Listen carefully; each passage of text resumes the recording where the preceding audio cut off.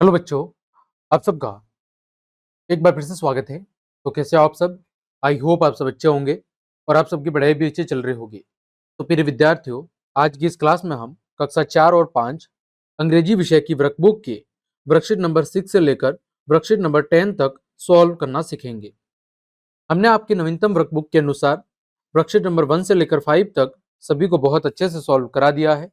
उसकी link video के description में दी हुई है, या फिर चैनल की प्लेलिस्ट पर जाकर आप उन सभी क्लासेस को आराम से देख सकते हैं। तो चलिए क्लास हम शुरू करते हैं। देखें, वर्कशीट 6 के अंदर हम क्या सीखेंगे। कंपेटेंसी का मतलब होता है दक्षता। क्या होता है? दक्षता।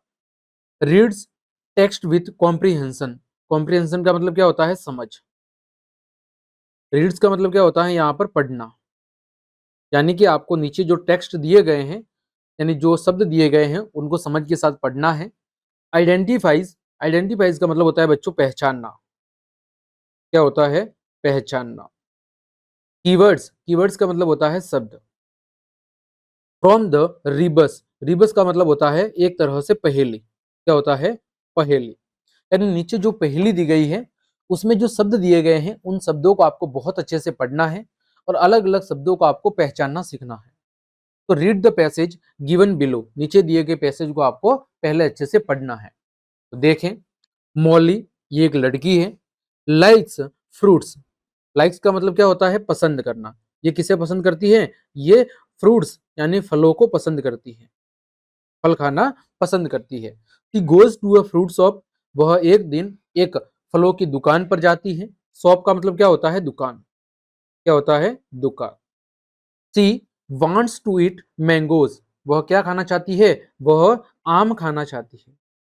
ठीक है। ईट का मतलब खाना और वांट का मतलब होता है चाहना। वह क्या खाना चाहती है? वह आम खाना चाहती है।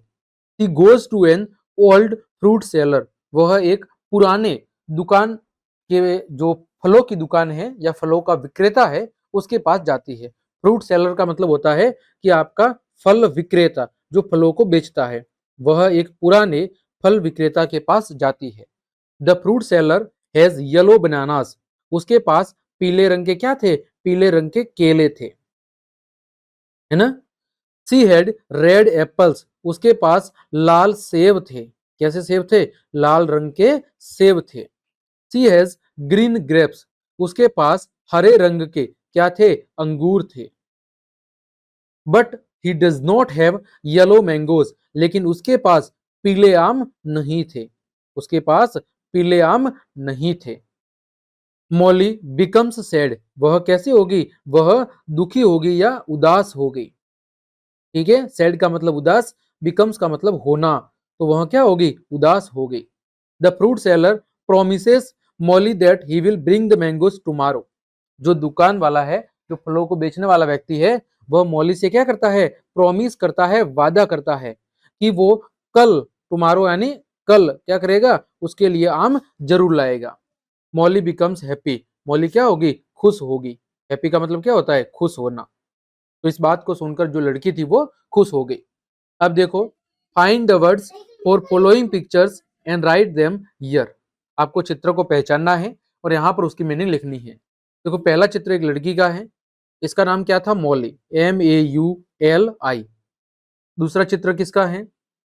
यहाँ पर देखो, यहाँ पर जो नीचे चित्र दिया हुआ है, ये किसका है? फ्रूट सेलर का, FRUIT, फ्रूट और सेलर। सेलर मतलब बेचने वाला, SELLER। फिर ये जो चित्र है, ये किसका है? उदास होने का, SAD। और ये चित्र किसका है? हैप्पी होने का, तो HAPPY। आगे बात करें, find out all the fruits that are mentioned in the passage. देखो, इस कविता में जितने भी फल आए हैं, उन सभी फलों के आपको यहाँ पर नाम लिखने हैं। तो देखो, पहला है APPLE, एप्पल यानी सेब। दूसरा GRAPES, ग्रेप्स यानी अंगूर। तीसरा MANGO, मैंगो यानी आम। चौथा बनाना, BANANA, बनाना यानी केला। ये चार आपके फल यहाँ पर यूज हुए हैं। ठीक है। तो ये थे आपके वर्कशीट नंबर 6। आगे बढ़ते हैं वर्कशीट नंबर 7। क्या दिया हुआ है? यूजेस एंटोनियम्स यानी ऑपोजिट्स एप्रोप्रिएटली। एंटोनिम्स का मतलब क्या होता है? विलोम शब्द। क्या होता है? विलोम शब्द। विलोम शब्द का मतलब है विपरीत अर्थ वाले शब्द। कैसे? विपरीत अर्थ वाले शब्द, उन्हें हम क्या कहते हैं? उन्हें हम ऑपोजिट्स अथवा एंटोनियम्स कहते हैं। देखो, match the columns with the correct opposite words. आपको उचित विलोम शब्द के साथ क्या करना है? मिलान करना है। यहाँ पर देखो, ओपन का मतलब क्या होता है? खोलना। तो बंद करने को क्या कहेंगे? क्लोज। क्या कहेंगे? क्लोज। आपको क्लोज के साथ मिलान करना है। फिर फुल का मतलब होता है भरा हुआ, तो खाली को क्या कहेंगे हम? एम्प्टी। बिग का मतलब होता है बड़ा, छोटे को क्या कहेंगे? स्मॉल। फिर लॉफ का मतलब होता है हंसना, तो रोने को क्या कहेंगे या चिल्लाने को? क्राई। टॉल का मतलब होता है लंबा, तो ठीकने को क्या कहेंगे? शॉर्ट। फिर क्लीन का मतलब होता है साफ सुथरा, तो गंदे को क्या कहेंगे? डर्टी। फिर हॉट का मतलब क्या होता है? गर्म, तो ठंडे को क्या कहेंगे? कोल्ड। फिर है अप का मतलब होता है ऊपर, तो नीचे को क्या कहेंगे? डाउन। है ना? तो इस तरह आपको उचित के साथ क्या करना है? मिलान। देखो, सबसे पहले ओपन का किसके साथ करना है? क्लोज के साथ। तो ओपन का ये हो गया आपका क्लोज। फुल का एम्प्टी के साथ, तो फुल का एम्प्टी कहां पर है? देखो, सबसे लास्ट में। है ना? फुल का एम्प्टी कहां पर है? फुल का एम्प्टी है आपका सबसे लास्ट वाला। फिर आपका क्या होगा? डाउन। फिर आपका क्या था? लॉफ। लॉफ का क्या होगा? क्राई। फिर टॉल का क्या होगा? शॉर्ट। क्लीन का डर्टी। हॉट का क्या होगा? कोल्ड। और टॉल का क्या हो जाएगा? शॉर्ट। टॉल का हो जाएगा आपके शॉर्ट, और बिग का क्या हो जाएगा? स्मॉल। इस तरह आपको मिलान कर देना है। आगे बढ़ते हैं। Worksheet number 8, uses number names appropriately. यानी संख्याओं को अंग्रेजी में क्या कहते हैं, उनके साथ उचित के साथ मिलाना है आपको। देखो, circle the correct number for this number names. यानी ये जो संख्याओं का नाम दिया हुआ है अंग्रेजी के अंदर, जो शब्दों में है, उसको आपको अंकों के साथ मिलाना है। पहला है 25। 20 का मतलब कितना होता है? 20। 5 का मतलब 5, यानी कि 20 और 5 कितना होगा? 20 और 5 हो जाएगा आपका 25। फिर है 38। 30 का मतलब 30, 8 का मतलब 8, यानी कि 38। फिर 49। 40 का मतलब 40, 40 और 9 49। फिर 79। 70 का मतलब 70, 70 और 9 कितना होगा? 79। फिर 12। 12 किसे कहते हैं? 12 को। फिर 52। 50 मतलब 50, 2 मतलब 2 कितना हो जाएगा? 52। 68। 60 मतलब 60, 60 और 8 कितना होगा? 68। फिर 92। 90 मतलब 90, 90 और 2 कितना होगा? 92। फिर 84। 80 मतलब 80, 4 मतलब 4, तो 80 और 4 84। फिर 21। 20 मतलब 20, 1 मतलब 1, यानी कि 21। आगे worksheet number 9, associates picture with words. यानी कि चित्रों को शब्दों के साथ क्या करना है? आपको जोड़ना है, कि जो आपको चित्र दिख रहा है उसके लिए उचित शब्द कौन सा होगा, उसके साथ आपको मिलान करना है। देखो, मैच द फॉलोइंग, नीचे जो चित्र दिए गए हैं उनका उचित के साथ क्या करना है? आपको मिलान कर देना है। सबसे पहले देखो क्या लिखा हुआ है? कार। तो यहाँ पर कार कौन सी है? आप सब जानते हैं कार को। मैं यहाँ पर चित्र के ऊपर लिख लेता हूँ मीनिंग, ताकि आप आसानी से समझ जाएंगे। तो ये क्या है? आपकी कार है। फिर ये क्या है आपका? ये है आपका मोटरसाइकिल। क्या है? मोटरसाइकिल। फिर ये क्या है? तो ये है आपका हेलीकॉप्टर। ये है आपका हेलीकॉप्टर। और सबसे ऊपर वाला क्या है आपका? सीप। सीप यानी जहाज। ठीक। इसी तरह यहाँ पर पहला चित्र किसका है? बस का। या दूसरा चित्र किसका है? ट्रेन का। तीसरा चित्र किसका है? तो ये है एरोप्लेन का। और ये चित्र किसका है? साइकिल का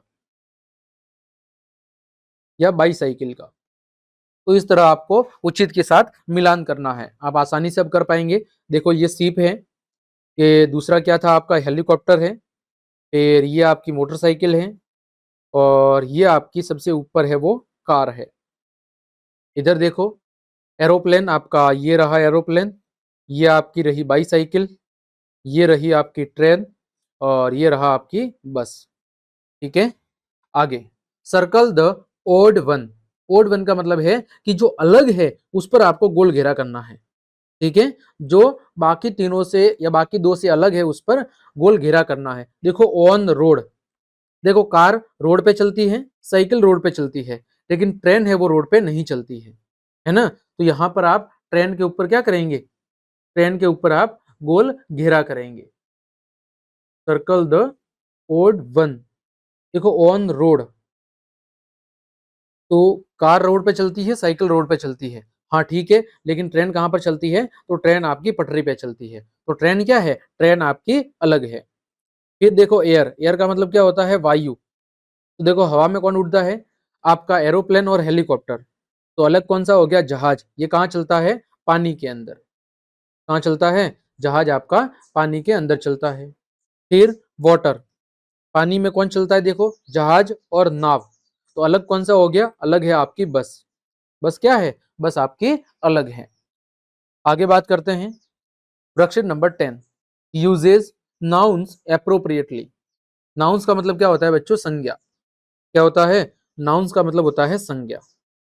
अब देखो आपने हिंदी में पढ़ा होगा, संज्ञा किसे कहते हैं, किसी व्यक्ति यानी पर्सन, वस्तु यानी थिंग, किसी व्यक्ति, वस्तु, स्थान या फिर भाव के नाम को। किसी व्यक्ति, वस्तु, स्थान या भाव के नाम को हम क्या कहते हैं, संज्ञा कहते हैं।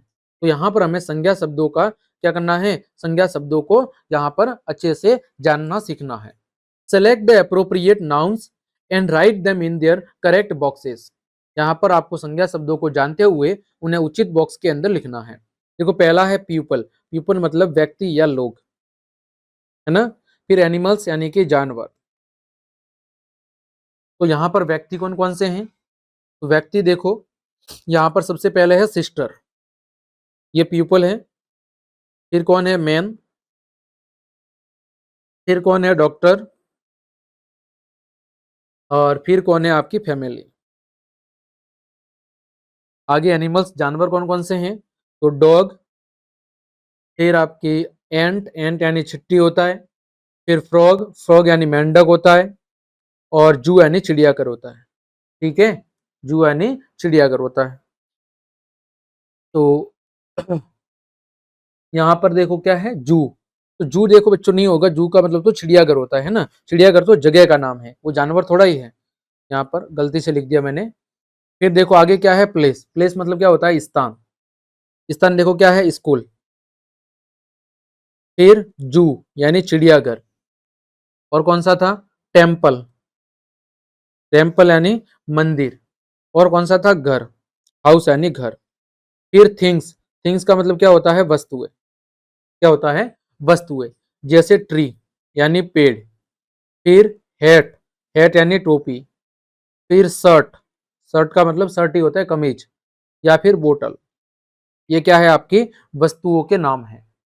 तो इस तरह बच्चों हमने आज की इस क्लास में आपकी वर्कशीट नंबर 6 से लेकर वर्कशीट नंबर 10 तक सभी को बहुत अच्छे से सॉल्व करना सिखा है। उम्मीद करता हूँ पांचों वर्कशीट आपको बहुत अच्छे से समझ में आ गई होगी। तो क्लास देखने के लिए आप सभी का धन्यवाद।